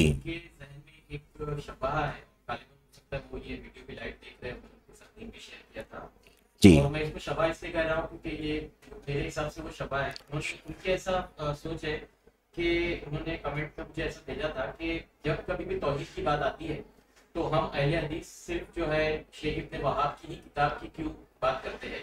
اور انہوں نے اس کے آگے بتایا کہ قرآن میں بھی بہت سارے جو واقعات ہیں اصحاب رسول کے واقعات ہیں، تو ہم توحید کو ایکسپلین کرنے کے لیے اس کا سہارا کیوں نہیں لیتے؟ ہم صرف ایک ہی کتاب کو گویا پکڑ کے بیٹھے اور کہیں ہم انڈائریکٹلی کہیں نہ کہیں ہم بھی جو ہے تکلیف میں تو مبتلا نہیں ہو رہے ہیں. یہ ان کا ایسا ایک سوچ، ہاں شبہ ہے، بالکل شبہ ہے، صحیح کہا آپ نے. کرنا چاہیے بالکل اور اسی لیے میں آج یہ سوال بھی پوچھنا چاہتا ہوں. اچھا کیا آپ نے، اچھا کیا آپ نے. میں شبہ بھی دہرا دیتا ہوں اور پھر اس کے بارے میں بات بھی کر لیتے ہیں. کسی بھائی کا شبہ ہے کہ اہل الحدیث کسی سیکٹ سے نہیں جڑے ہوئے ہیں. اہل الحدیث اصل مشن ہے صحابہ تابعین کا، قرآن سنت اور صحابہ تابعین کا. تو عقیدے پر بات کرنے کے لیے، توحید پر بات کرنے کے لیے، توحید کی شرح کرنے کے لیے آخر اہل الحدیث اور سلفی حضرات ہمیشہ کتاب التوحید جو شیخ الاسلام محمد بن عبد الوہاب رحمۃ اللہ علیہ کی کتاب ہے اسی کو کیوں پڑھتے پڑھاتے ہیں، یا اسی کا نام کیوں لیتے ہیں، یا اسی کا ریفرنس کیوں دیتے ہیں؟ کیا ایسا ایک کتاب یا ایک شخصیت کا نام لینے کی وجہ سے کہیں وہ بھی تو کسی تقلید کی راہ پر نہیں چل رہے ہیں؟ یہ ہے شبہ، یہی ہے نا شبہ، یہی شبہ. میں آپ کو اس کی وضاحت کرنا چاہتا ہوں. اولاً یعنی سب سے پہلے جو بات ہے وہ یہ ہے کہ یہ بات درست نہیں ہے کہ اہل الحدیث صرف اور صرف کتاب التوحید ہی کا نام لیتے ہیں. زیادہ ہو سکتا ہے، کتاب التوحید کا نام زیادہ آ سکتا ہے، زیادہ آ رہا ہو، یہ ہو سکتا ہے، لیکن صرف اور صرف کتاب التوحید ہی کا نام لیتے ہیں ایسا نہیں ہے. یعنی اس کے کئی جواب کے کئی پہلو ہیں. میں آپ کی وضاحت میں یہ ساری باتیں کہتا ہوں تاکہ یہ بات کلیئر ہو جائے. اور یہ بہت پیاری بات ہے، حقیقت میں بہت خوشی ہوئی مجھے اس بات کو سن کے. کوئی ڈاؤٹ رہے، کوئی شبہ رہے تو یقیناً اس کا ازالہ کر لینا چاہیے اور ایک دم شفاف طبیعت کے ساتھ، شفاف ذہن کے ساتھ، اطمینان کے ساتھ علم کی راہ پر چلنا چاہیے. بہت پیاری بات ہے، یہ بہت اچھی بات ہے. تو ایک جواب، ایک پہلو یہ ہے، اس کا ایک نقطہ یہ ہے کہ ایسی بات نہیں ہے کہ صرف اور صرف اہل الحدیث یا سلفی کتاب التوحید ہی کا نام لیتے ہیں، محمد عبد الوہاب ہی کا نام لیتے ہیں، ایسی بات نہیں ہے. بہت ساری کتابیں ہیں جو پڑھی جاتی ہیں، پڑھائی جاتی ہیں اہل الحدیث کے تعلیمی سیٹ اپ میں بھی اور دعوتی سیٹ اپ میں بھی. مثال کے طور پر ابھی ہم لوگوں نے جو تعلیم حاصل کی ہے ہندوستان کے اداروں میں، دہلی میں جو ہم لوگوں نے تعلیم حاصل کی، بمبئی میں حاصل کی، یہاں ہم لوگوں نے جو عقیدے کی کتابیں پڑھی ہیں ان میں کئی کتابیں ہم لوگوں نے پڑھی. سب سے پہلی کتاب ہم لوگوں نے پڑھی تھی ہندوستان کے چوٹی کے ایک امام اور عالم شاہ اسماعیل شہید دہلوی رحمۃ اللہ علیہ کی کتاب تقویۃ الایمان ہم لوگوں نے پڑھی. ٹھیک ہے، وہ اسٹارٹ اردو میں ہے کتاب، وہ اور اسٹارٹ تھا. اس کے بعد جب اور آگے بڑھے تو ہم لوگوں کے سامنے کتاب التوحید آئی، یعنی لیول کے حساب سے اوپر کتاب التوحید آئی. یہ کتاب التوحید جس کی بات چل رہی ہے، اس کو پڑھایا گیا، بلکہ پوری کتاب ہم لوگوں نے زبانی، جس کو کہتے ہیں نا ہم لوگ بائی ہارٹ، ہم لوگوں نے اس کو یاد کیا. کیونکہ پوری کتاب کے اندر دو سے تین ہی چیز موجود ہے. یا تو قرآن کی آیتیں ہیں، چیپٹر ہے نام، اور قرآن کی آیت اس کے تحت اللہ کے نبی کی حدیث ہے، اور سلف کے آثار اور اقوال. پھر ان آیات، احادیث اور اقوال سے کیا باتیں معلوم پڑی؟ 1 2 3 چیزیں، کہیں 4 5 چیزیں، کہیں 6 7 چیزیں، کہیں 8 10 چیزیں، مطلب اس سے نکلنے والی باتیں بتائی گئی. مصنف نے ایک لفظ بھی اپنی طرف سے کوئی بات نہیں کہی ہے. وہ یہ کتاب دراصل قرآن کی آیات اور احادیث اور سلف کے آثار کو جمع کرنے کا کام کیا گیا ہے. اس میں ایکسٹرا کوئی بات ہرگز نہیں کی گئی ہے. دوسری چیز یہ آئی. اس کے بعد آگے بڑھے، اوپر والی کلاس میں گئے تو ہمارے سامنے عقیدے کی ایک تیسری کتاب آئی جس کا نام ہے العقیدۃ الواسطیہ، جو شیخ الاسلام ابن تیمیہ رحمۃ اللہ علیہ کی کتاب ہے. قاضی واسطی کے سوال کے جواب میں، ان کی ڈیمانڈ کے جواب میں کتاب لکھی تھی انہوں نے. اس پر اور اوپر جب گئے तो हमारे सामने वो जो किताब तौहीद थी ना, उस किताब तौहीद की एक्सप्लेनेशन आई, पूरे 800 पेज की किताब, जिसका नाम है तैसीरुल अजीज़ुल हमीद। दूसरी किताब आई फतहुल मजीद फी तफसीर किताब फी शरह किताब तौहीद, क्योंकि लेवल ऊपर गया और ऊंची क्लास में गए तो और डिटेल में पढ़ने की ज़रूरत थी। बचपन में हमें याद कर लिया आयतें तौहीद की फजीलत में, हदीसें तौहीद की फजीलत में, सहाबा के आसार तौहीद की फजीलत में, और जितनी भी है ना बहुत सारी, तकरीबन 60, 62, 65 चैप्टर में वो पूरी किताब है अल्हम्दुलिल्लाह। उसके और आगे जब गए, ऊपर वाली और क्लास में गए लास्ट में, तो हमारे सामने एक और ऊंची किताब आई, जिस किताब का नाम है शरहुल अकीदत तहाविया, शरह अकीदत तहाविया। तो शरह अकीदत तहाविया जो टेक्स्ट है, मतन, वो इमाम तहावी रहमतुल्लाह अलैह का, इमाम अबू जाफर तहावी। और ये शरह जो एक्सप्लेनेशन पढ़ी, जो मोटी 2 जिल्दों में या मोटी 1 जिल्द में या 2 जिल्दों में छपी हुई है, इस किताब की जो शरह की है वो एक चोटी के इमाम हैं इब्ने अबुल इज़्ज़ अल हनफी रहमतुल्लाह अलैह। लोग तासुब की बात करते हैं ना, अहले हदीस से तासुब का नाम है ही नहीं। अहले हदीस की कुरान सुन्नत और सहाबा के लिए तासुब करता है। हनफी शाफी मालिकी तासुब नहीं करता है। अगर कोई निस्बत रखता है तो रखे, लेकिन हम वो बातें खाली लेते और समझते हैं जो बातें किताब सुन्नत और सलफ के रास्ते के मुताबिक होती हैं। तो इमाम ये हमारे पास बड़ी अकीदे की बड़ी किताब जो आई। अब आप देखिए कि 4-5 किताबें हम लोगों ने पढ़ी कि नहीं पढ़ी, ये तरीका है। तो इस पूरे सिलसिले में किताब तौहीद मेरे भाइयों, हमने एक ही बार तो पढ़ी, एक बार टेक्स्ट याद कर लिया और उसके बाद ऊपर क्लास में गए तो उसका एक्सप्लेनेशन पढ़ लिया। उससे पहले हम लोगों ने एक किताब और छूट गई, एक किताब और हम लोग ने पढ़ी है, उसका नाम है तत्हीरुल जनान, तत्हीरुल जनान अन अदरान शिर्क, है ना, के नाम से किताब है, तौहीद से ही मुताल्लिक, अकीदे से मुताल्लिक, वो किताब भी हम लोगों ने पढ़ी है। तो किताब तौहीद के अलावा हमारे सामने तक़ियतुल ईमान है, हमारे सामने अकीदे वास्तिया है, हमारे सामने तत्हीरुल जनान है, हमारे सामने फतहुल मजीद है, हमारे सामने क्या कहते हैं ये है तैसीरुल अजीज़ुल हमीद है, हमारे सामने अकीदे तहाविया है। सारी किताबें हम लोगों ने पढ़ी है। अच्छा, उसके बाद जो दावती और दुरूस के मामले में, दावती कामों के अंदर, तो दावती कामों के अंदर भी आप देखिए अकीदे के दुरूस जो होते हैं ना, अकीदे के दुरूस के लिए एक किताब पर इक्तिफा नहीं करते। सिर्फ किताब तौहीद को ही नहीं पढ़ा जाता। बस बात क्या है, बात यह है कि सबसे ज्यादा सिंपल और आसान और सिर्फ अल्लाह के कलाम की आयत और अल्लाह के नबी की हदीस को जमा की गई किताब है। इतनी सी बात है बस। ऐसा नहीं है कि इस किताब में मुसन्निफ ने, मोहम्मद बिन अब्दुल वहाब रहमतुल्लाह अलैह ने कोई बात अपनी तरफ से कही हो, लिखी हो, ऐसी कोई बात नहीं इसके अंदर है ही नहीं सिरे से। शेखुल इस्लाम मोहम्मद बिन अब्दुल वहाब रहमतुल्लाह अलैह ने जब अपनी दावत का काम शुरू किया हिजाज में, है ना, मैं हिजाज कह रहा हूं मतलब बिलाद हरमैन शरीफैन में, तो वहां पर दावत शिर्क के खिलाफ तौहीद की दावत देने के लिए उन्होंने ये बेहतरीन तरीका अख्तियार किया कि सिरे से अपनी तरफ से कोई एक लफ्ज भी किसी को बोलने की जरूरत नहीं है। कुरान की आयत जमा कर ली जाए, अल्लाह के नबी की हदीसें जमा कर ली जाएं, साहबे किराम के अक़वाल आसार जमा कर लिए जाएं और अलग अलग चैप्टर और अबवाब से मुताल्लिक उनको इकट्ठा करके किताब की शक्ल दे दी जाए और उसकी दावत लोगों के सामने पेश की जाए। तो जजीरे अरब के अंदर जो शिर्क फैला हुआ था, कब्र परस्ती फैली हुई थी, उसकी जड़ें उखाड़ने में इस किताब का बहुत ज्यादा असर हुआ। ठीक है, जो किताबें अकीदे तौहीद में पुरानी लिखी गई हैं, हमारी असलाफ ने लिखी है, किताब तौहीद इब्ने खुज़ैमा ने लिखी, किताब तौहीद इब्ने मंदा ने लिखी, समझ रहे हैं। और मिसाल की तरफ और आगे बढ़िए तो आपके सामने शरह सुन्ना के नाम से 1, 2, 3, 4 किताबें आपको मिलेंगी। अस सुन्ना के नाम से इमाम खल्लाल की किताब मिलेगी, इमाम अहमद बिन हम्बल के बेटे की किताब मिलेगी और बहुत सारी किताबें आपको मिलेंगी। इन सारी किताबों को भी हम लोगों ने मदीना यूनिवर्सिटी के दौर में जब हायर एजुकेशन में जहां जब पहुंचे, मौका अल्लाह ने दिया, तो इन किताबों को भी पढ़ा गया। समझ रहे हैं? मारिजुल कबूल पढ़ी गई हाफिज हकमी रहमतुल्लाह अलैह की। तो कहने का मतलब यह है कि ऐसी बात नहीं है।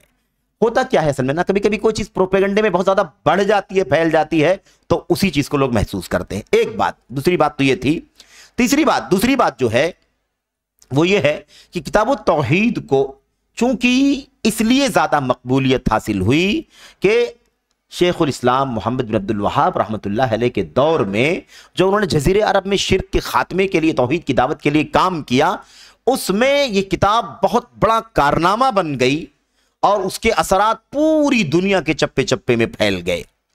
اس لیے اس کتاب کی مقبولیت کی وجہ سے اس کے مختلف زبانوں میں ٹرانسلیشن ہوئے، اس کا ایکسپلینیشن ہوا، اس کی آیات اور حدیث اقوال کی تخریج کی گئی، اور اس کی عربی شروحات بھی بڑی بڑی کی گئی، دیگر زبانوں میں بھی اس کی شروحات لکھی گئی، تو اس کو مقبولیت بہت زیادہ ملی۔ علماء کے سامنے یہ پیغام آیا کہ بھئی اس کتاب میں صرف قرآن حدیث آثار لکھے گئے ہیں، اس کے ذریعے سے توحید کی دعوت اتنا زیادہ مؤثر ہو سکتی ہے، تو کیوں نہ ہم بھی توحید کی دعوت کے لیے اس کتاب کا استعمال کریں۔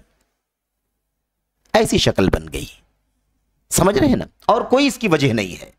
اور میں کہتا ہوں کہ شیخ الاسلام محمد بن عبد الوہاب رحمۃ اللہ علیہ کا نام ٹائٹل سے ہٹا دیجئے، اس کے بعد دیکھیے کہ کتاب میں کیا لکھا ہوا ہے، کور پیج پھاڑ کے ہٹا دو، اور اس کے بعد کتاب کو بسم اللہ الرحمن الرحیم سے دیکھو، مصنف نے اپنا مقدمہ بھی نہیں لکھا ہے۔ کتاب سب کے سامنے ہے، اردو میں عربی موجود ہے، کوئی بھی اٹھا کر کے دیکھ سکتا ہے۔ کتاب کے مصنف نے کتاب میں کوئی اپنی طرف سے پریفیس مقدمہ بھی نہیں لکھا کہ میں کتاب لکھ رہا ہوں اور یہ ہے، اور یہاں دعوت کا کام کرنے میں کام آئے گی، اللہ کی ذات سے امید ہے کہ توحید کی دعوت پھیلے گی، اور شرک کا مقدمہ بھی نہیں لکھا۔ کتاب بسم اللہ الرحمن الرحیم، کتاب التوحید الذی ہوا حق اللہ علی العبید، یہ اس توحید کی کتاب ہے جو اللہ تبارک و تعالیٰ کا اس کے بندوں پر حق ہے، اس کی کتاب ہے یہ بس۔ اور اس کے بعد شروع کر دیے وما خلقت الجن والانس الا لیعبدون، دوسری آیت، تیسری آیت، چوتھی آیت، پانچویں آیت، اللہ کے نبی کی حدیث 1 2 3، اگلا باب توحید کی فضیلت، مقدمہ بھی نہیں لکھا میرے بھائی۔ تو اصل میں کیا ہوتا ہے نا کہ ایک تو مطلب مقبولیت، اور دوسری چیز ہے کہ پروپیگنڈا پھیلایا جاتا۔ تیسری جو وجہ ہے اس بات کا جو شبہ پیدا ہوا ہے وہ یہ ہے کہ بہت زیادہ بڑھاوا دیا گیا ایسے لوگوں کی طرف سے جو توحید کی نعمت سے محروم تھے یا ان کے ہاں شرک پایا جاتا تھا۔ ان لوگوں نے وہ جو دور گزرا ہے نا شیخ الاسلام رحمۃ اللہ علیہ کا دور، اس دور میں اور ان کے بعد کے دور میں آپ کے اس ملک، ہمارے اس ملک وطن عزیز ہندوستان جو متحدہ ہندوستان تھا، بڑا شور مچا ہے اس کتاب کے سلسلے میں۔ اس کتاب کے اندر شرک کے خلاف اللہ کا کلام نوٹ ہے، شرک کے خلاف اللہ کے نبی کی توحید نوٹ، سنت نوٹ ہے کہ نہیں؟ اس کتاب میں اللہ کا کلام، اللہ کے نبی کا فرمان وہ بھی نوٹ کیا گیا ہے کہ ان قبروں اور مزاروں کی پوجا نہیں ہونی چاہیے، قبروں کو پکی نہیں بنانا چاہیے، مجسمے نہیں بنانا چاہیے، ہے نا؟ اونچی قبر نظر آئے تو اسے توڑ دو، نبی کریم صلی اللہ علیہ وسلم نے حضرت علی کو بھیجا۔ تو اس کتاب کے ذریعے سے سارا کام ہوا تھا، جو اللہ کے نبی کی، اللہ کے کلام کی آیتیں، اللہ کے نبی کی حدیثیں، صحابہ کرام کے آثار تھے، اس بنیاد پر جو کارنامہ وہاں پر انجام دیا انہوں نے، تجدیدی کارنامہ، شرک اور کفر اور بدعقیدگی کا خاتمہ کر کے توحید و سنت کی فضا جو انہوں نے قائم کی، اس کے نتیجے میں اس وقت جو ہے نا پورے دنیا میں خاص طور پر ہمارے ہندوستان پاکستان کے اندر، جو اس وقت پاکستان نہیں تھا، میں سمجھتا ہوں اس دور کی بات میں آپ کے سامنے بات کر رہا ہوں، کہ اس وقت ہی شور مچایا گیا، یہ دیکھو اولیاء کرام کی توہین کی جا رہی ہے، نبی کے صحابہ کی قبروں پر بلڈوزر چلائے جا رہے ہیں، تابعین کی قبروں کی توہین کی جا رہی ہے، ان کی بے عزتی کی جا رہی ہے۔ تو اس وقت شیخ الاسلام کا چرچا اس طرح سے کیا گیا کہ وہ گستاخ رسول ہے، گستاخ صحابہ ہے، توہین صحابہ کرتا ہے، یہ دیکھو امہات المومنین کی قبریں وہاں پر موجود ہیں اور ان سب پر بلڈوزر چلائے جا رہے ہیں اکھاڑنے توڑنے کے لیے۔ بھئی اکھاڑنے توڑنے کے لیے بلڈوزر چلانے کی ضرورت اس لیے پیش آئی کہ بدعقیدوں نے بلڈوزر کا کام کیا تھا۔ بات سمجھ میں آ رہی کہ نہیں آ رہی ہے؟ اگر وہ اسے اتنا مضبوط ماربل، گرینائٹ اور پی سی کیا کہتے ہیں اس کو، اگر نہ بنایا ہوتا آر سی سی سے، اس وقت کی شرک اور بدعت والی حکومت نے، تو اس کو توڑنے میں بلڈوزر اگر لگایا گیا ہو تو اس کی کیا ضرورت پڑتی، بتائیے آپ۔ اللہ کے نبی کی حدیث کیا ہے؟ اللہ تدع تمثالا الا طمستہ ولا قبرا مشرفا الا سویتہ۔ کیا ہے؟ کوئی مجسمہ نہ چھوڑو، मगर उसे मिटा कर रख दो, तहस नहस कर दो। तम्स के माने क्या होते हैं? मिटा देना, निशान तक खत्म कर देना। वला कब्रन मुशरिफन इल्ला सवैता, और कोई कब्र ऐसी ना देखो जो ऊंची हो मगर ये कि उसे बराबर कर दो सुन्नत के मुताबिक, एक बालिश, शिब्र, कीदा शिब्र, एक बालिश की तरह से। अल्लाह के नबी का हुक्म है, हज़रत अली को भेजा था और वो गए थे, मुजस्समों को तोड़कर आए थे, कब्रों को बराबर करके आए थे। तो मुजस्समों को तोड़ना, कब्रों को बराबर करना नबी का हुक्म था। उस हुक्म पर अमल कर रहे थे शेखुल इस्लाम रहमतुल्लाह अलैह, ना कि तौहीन कर रहे थे। हुक्म रसूल पर अमल करने से हमारी आपकी तौहीन होगी?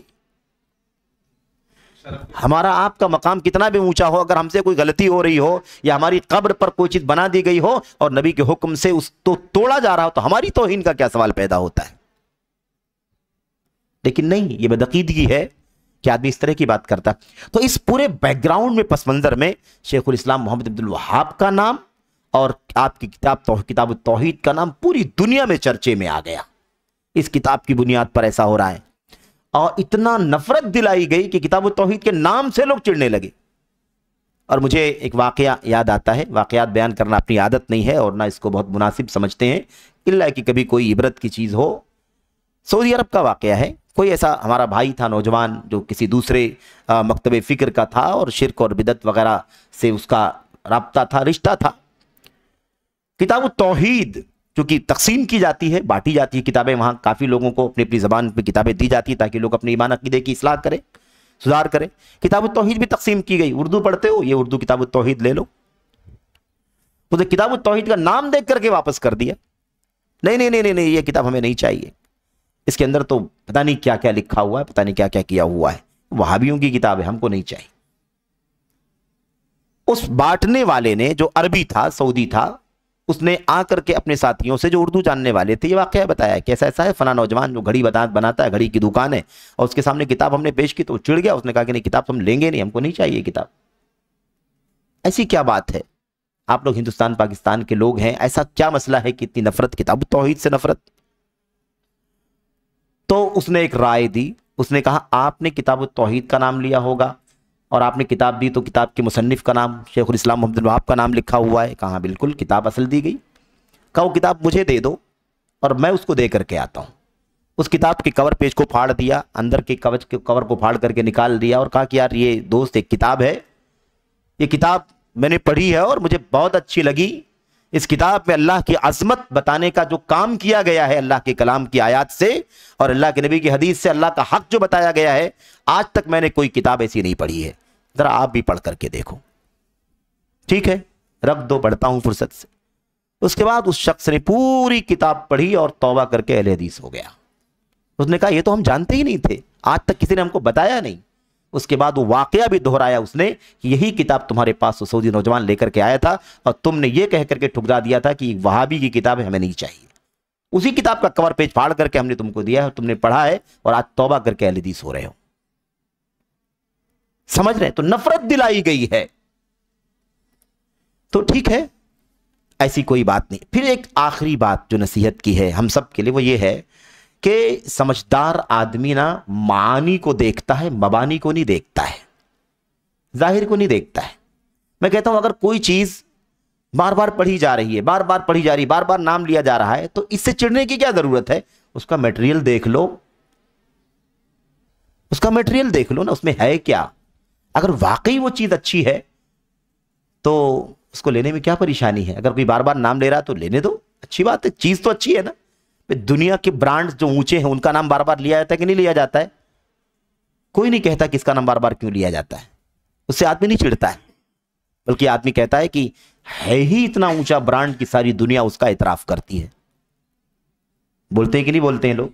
उससे नहीं चिढ़ता आदमी, ये कहता है, उसको मेयार समझता है कि उसका नाम बार बार लिया जा रहा है तो वाकई वो चीज है उस क्वालिटी की जिसकी वजह से उसका नाम लिया जा रहा है। क्यों ना हम संजीदगी से गौर कर लें, गर्चे किताब तौहीद का नाम बार बार लिया जा रहा है, भाई ठीक है, हम क्यों ना गौर कर लें और संजीदा होकर के थोड़ी देर के लिए देख लें कि इसके अंदर है क्या, आखिर इसके अंदर है क्या। वो अगर हमारी जिंदगी में ہمارے ایمان، ہمارے عقیدے، ہماری توحید کی سلامتی کے لیے، اور جو کچھ بگاڑ انسان کے اندر آ سکتے ہیں شیطان کے ذریعے سے، لا علمی کے ذریعے سے، اسے ہم خاتمہ کر سکتے ہیں اس کا، تو کیوں نہ اس کتاب کو اپنے گلے لگا لیں، اس سے کیا مطلب ہے؟ تو یہ دراصل شبہ ہے، اور اس میں اس طرح جس بھائی نے اس طرح کی بات پوچھی ہے وہ ان کے دل میں کوئی بگاڑ نہیں، کوئی فساد نہیں، ان کے ذہن میں کوئی بھی بگاڑ انحراف نہیں ہے، یہ دراصل ایک شبہ ہے، اور شبہات آتے ہیں اور کسی کے یہاں بھی آ سکتے ہیں، تو اس کا ازالہ کرنا چاہیے۔ بہرحال میں سمجھتا ہوں کہ چند باتیں تھیں، اس سے یہ بات واضح ہو جائے گی کہ ایسا کوئی معاملہ حقیقت میں نہیں ہے کہ کسی تعصب کی بنیاد پر اس کتاب کو ہم پڑھتے ہیں۔ موٹی بات یہ ہے کہ اس کتاب کی طرح کوئی کتاب اس لیے نہیں۔ اچھا، وہ ایک بات تھی کہ قرآن کریم کے اندر انبیاء علیہ السلام کی توحید کی دعوت کے واقعات بیان کیے گئے ہیں، اور اس کو لے کر کے ہم توحید کی دعوت کا کام کیوں نہیں کرتے؟ مسئلہ وہی ہے، اگر کتاب التوحید کو پڑھا گیا ہوتا نا تو یہ بات نہیں بولی جاتی۔ کتاب التوحید کے اندر وہ موجود ہے، سب کتاب التوحید میں موجود ہے، انبیاء علیہ السلام کی دعوت والی آیتوں کو نوٹ کیا گیا ہے۔ کیا ہے وہ؟ وَلَقَدْ بَعَثْنَا فِي كُلِّ أُمَّةٍ رَسُولًا أَنِ اعْبُدُوا اللَّهَ وَاجْتَنِبُوا الطَّاغُوتَ۔ کیا ہے؟ وہی تو ہے نہیں؟ ہر قوم میں رسول بھیجا، ہر رسول نے اسی بات کی اپنی امت کو تاکید کی، اے اللہ کے بندو، اللہ کی عبادت کرو، اللہ کے سوا تمہارا کوئی معبود نہیں ہے کہ نہیں؟ تو یہ اللہ کے کلام کی آیات جس میں اللہ کے نبی، اللہ تبارک و تعالیٰ کے انبیاء اور رسول کے واقعات موجود ہیں، الحمدللہ کتاب التوحید کے اندر وہ بھی موجود ہیں۔ اختصار کے پیش نظر کہیں ٹکڑا ذکر کر دیا گیا ہے، الی آخر الآیات کر دیا گیا ہے کہ ساری آیتیں آپ آگے والی پڑھ لیں۔ اس آیت کریمہ کا ایک ٹکڑا یہاں پر بیان کیا گیا ہے، بقیہ ٹکڑا وہاں پر یا بقیہ آیتوں کے حوالے دے دیے گئے ہیں۔ ایک اور ان کا سوال کا چھوٹا سا حصہ تھا جو مجھ سے چھوٹ گیا تھا، ان کا مطلب ایسا بولنا تھا کہ صرف قرآن ہی کو دل میں بسانے کے لیے کوشش کرنا چاہیے، کیونکہ قرآن میں ہر چیز جو ہے موجود ہے، اور صحیح، ہاں صحیح۔ تو اصل میں ایک تو آپ نے جو بتایا مجھے لوگ سے تو جواب یہ مل گیا کہ ان کے سوال پہ ہی ان کا جواب ہے، ہاں پوری قرآن ہی، بالکل بالکل بالکل صحیح بات ہے۔ آپ جو اگلی بات کر رہے ہیں جس میں یہ ہے کہ قرآن کریم ہی سے جڑنا چاہیے، قرآن کریم میں ساری ڈیٹیل ہے، سارا اسلام ہے، تو یہی وہ مسئلہ ہے جس مسئلے کی بنیاد پر پورا فرقہ وجود میں آ گیا۔ کاش اس بات کو بولنے والا اس کا معنی بھی سمجھتا۔ قرآن کریم میں سب کچھ ہے کہ نہیں؟ سب کچھ ہے، سب کچھ ہے، قرآن سے ہی جڑنا چاہیے۔ وہ قرآن ہی بار بار کہہ رہا ہے کہ نبی کی اتباع کرنا چاہیے، تو قرآن ہی بار بار کیا کہہ رہا ہے؟ نبی کی اتباع کرو، نبی کی اتباع کرو، نبی کی اطاعت کرو، رسول کی اطاعت کرو، تاکہ تم پر رحم کیا جائے، رسول جو تم کو دے دیں وہ لے لو، جس سے منع کر دیں اس سے باز آ جاؤ۔ تو قرآن ہی سے ہم جڑ رہے ہیں، اسی لیے تو کہہ رہے ہیں کہ اللہ کے نبی کی اطاعت کہاں سے ہوگی، تلاش کرو۔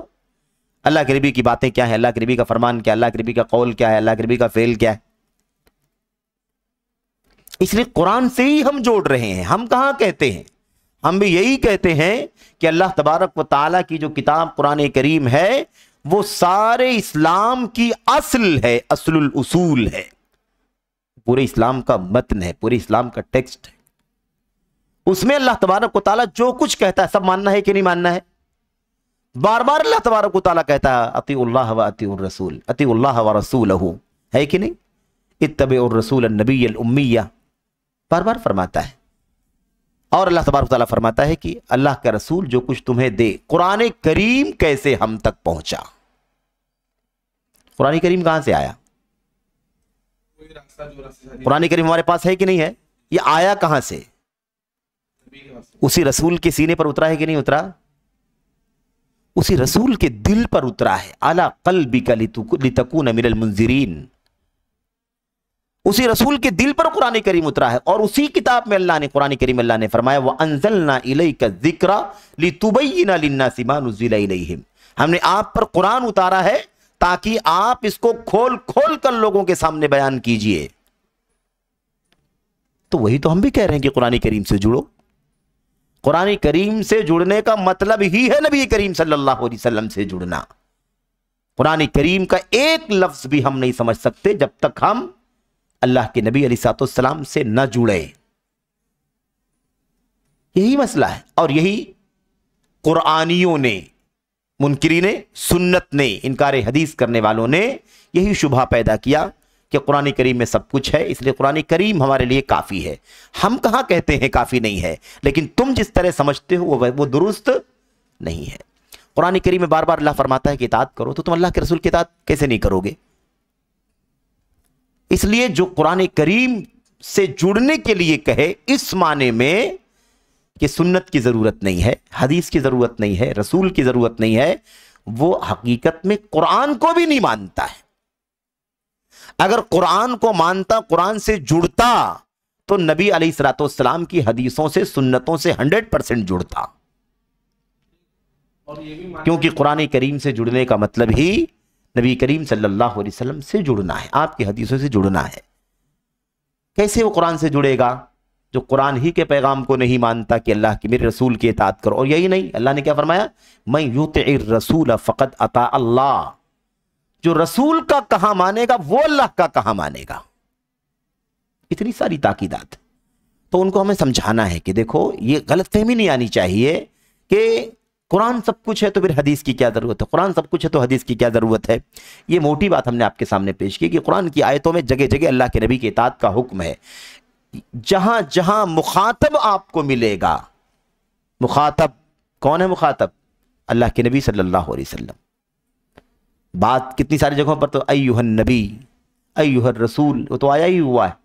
اس کے علاوہ مخاطب کے الفاظ آپ کو ملیں گے، وہ نبی کریم صلی اللہ علیہ وسلم کے ذات گرامی ہے۔ تو کس کو مخاطب کر کے اللہ تبارک و تعالیٰ فرماتا ہے؟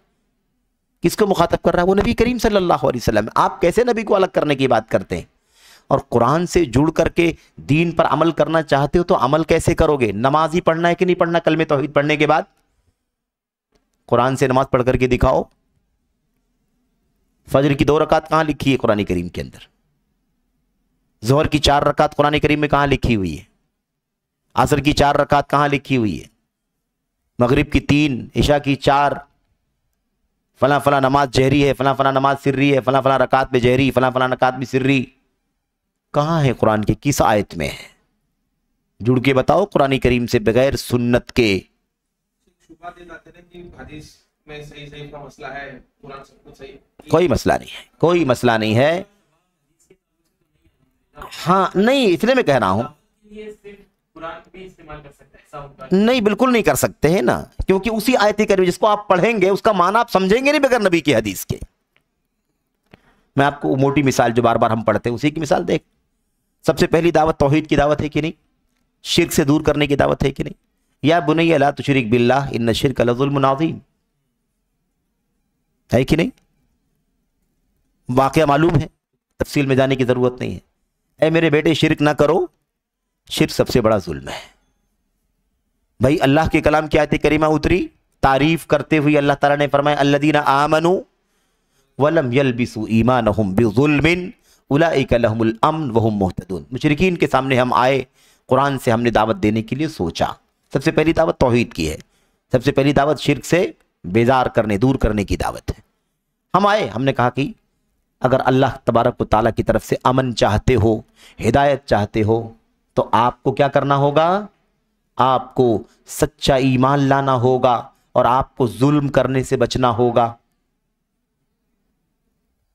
آپ کو سچا ایمان لانا ہوگا اور ظلم کرنے سے بچنا ہوگا، تب آپ کو امن ملے گا اور آپ کو ہدایت ملے گی۔ تو آدمی کہے گا کہ بھائی ٹھیک ہے، اب ظلم تو صبح شام ہو جاتا ہے، کبھی کسی کو مار دیا، کبھی کسی کو ستا دیا، کبھی کسی کو گالی دے دیا، کبھی کسی کا مال چھین لیا، کبھی کسی کا قرض لے لیا واپس نہیں کیا، تو ظلم تو کہیں نہ کہیں ہو جاتا ہے۔ آپ بتائیے کہ آپ کیسے سمجھائیں گے اس آیت کریمہ کو؟ حدیث نہیں لینا آپ کو، قرآن سے سمجھائیے۔ ہمارے سامنے وہ حدیث آئے گی نا جس میں اللہ کے نبی نے بتلایا ہے کہ ساتھی صحابہ کرام کو بھی ڈاؤٹ ہوا یہاں پر کہ ظلم، اللہ کے نبی اینا لم یظلم نفسہ، اللہ کے نبی قرآن کی آیت میں آپ کی، تو صحابہ نے کیا کہا تھا؟ کہا اللہ کے نبی قرآن میں یہ جو آیت کریمہ اتری ہے یہ تو ہمارے لیے بہت مشکل ہے، ہم کیسے اس پر عمل کر پائیں گے؟